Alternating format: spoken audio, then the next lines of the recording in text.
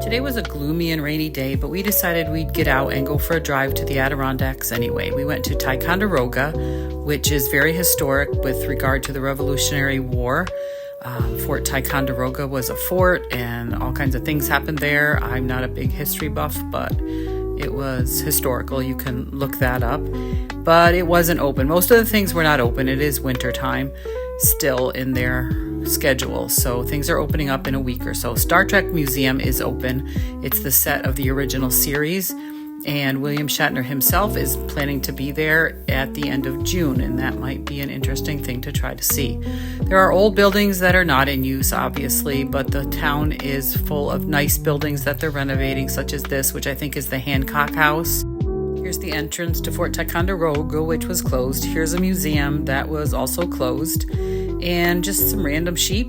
And this is the ferry that you can take from New York to Vermont, Ticonderoga across to Vermont, and it was just a cute little area. It's closed for the winter, and the lake was hard to see because of the rain, but it was still a pretty view. So we hung out there for a little while at the park.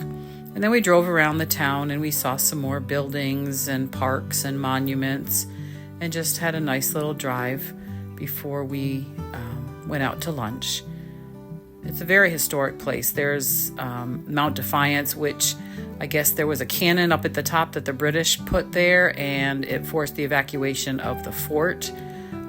That was also closed. We couldn't drive up there. We're going to come back in the summertime and go to some of these things that are closed right now. Then we went out to a cute little diner for lunch. It was just a nice little atmosphere. We like to find these cute, out-of-the-way places and the local places. It was just a nice little restaurant.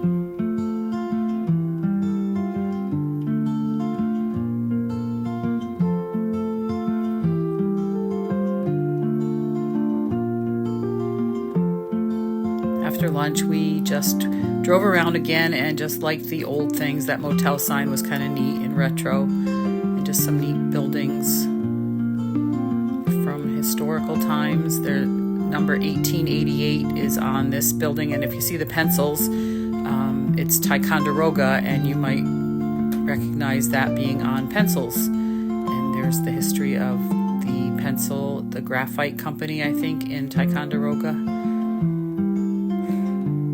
Just a few more pictures to end out our day.